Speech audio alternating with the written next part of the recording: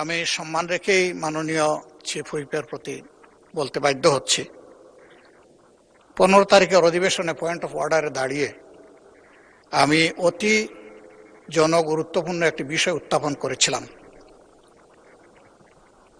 মাননীয় স্পিকার আমাকে পরামর্শ দিয়েছিলেন যথাযথভাবে নোটিশটি সাবমিট করার জন্য, তা আমরা করেছি।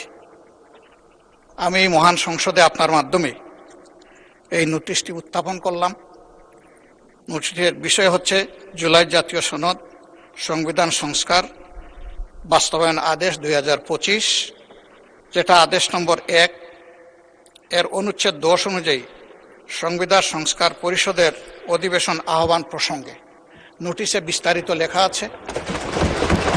এই বিষয়টি আলোচনার জন্য উত্থাপিত হলো, আপনি আলোচনার জন্য মঞ্জুর করবেন। এটা মাননীয় স্পিকারের এখতিয়ার, যদি মাননীয় স্পিকার সময় না দেন আমি বসে পড়তে পারি।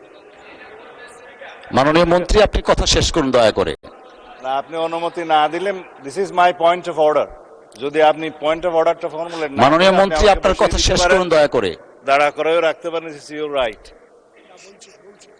আমার বলছেন আপনি। মাননীয় মন্ত্রী আপনার বক্তব্য শেষ করুন দয়া করে। আমি সবাইকে সম্মান জানাতে চাই। আপনি দয়া করে মাননীয় বিরোধী দলীয় নেতা একটা প্রস্তাব উত্থাপন করেছেন আলোচনার জন্য, যেটা মাননীয় স্পিকার বিগত দিনে ওনাকে অনুরোধ করেছিলেন আপনি বিধি মোতাবেক নোটিশ উপস্থাপন দেন, আমরা বিধি মোতাবেক আলোচনার জন্য আপনাকে সময় দেব। কিন্তু সেটা মাননীয় চিফ হুইপ যেটা বলেছেন যে আমাদের ট্রেডিশন অনুসারে যে প্রশ্নোত্তর পর্ব এবং 71 বিধির পরে এই জাতীয় মুলতবি প্রস্তাবগুলো নিয়ে নোটিশ উত্থাপিত হয়, সেই কথাটাই আপনি মাননীয় বিরোধী দলীয় নেতাকে বলেছেন।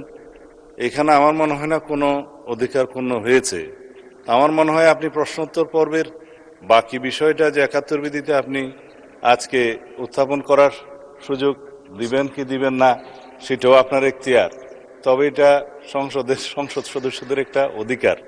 তো এরপরে যদি মাননীয় বিরোধী দলীয় নেতা তার নোটিশের প্রস্তাবটা উত্থাপন করেন, তার এগেনস্টে হয়তো আমাদেরও 2-4 কথা বলার থাকতে পারে, সেটা আমরা পয়েন্ট অফ অর্ডার ফর্মুলেট করেই বলব। তো সুতরাং আপনি বিধি মোতাবেক এগিয়ে যান। আমিও আপনাকে অনুরোধ করবো আপনার মাধ্যমে যেভাবে আপনি অর্ডার অফ দি ডেটা পরিচালনা করতে চাচ্ছেন, দয়া করে সেভাবে যান, আদার মেম্বার্সদের রাইটটাও প্রোটেক্টেড হয়। ধন্যবাদ মাননীয় স্পিকার।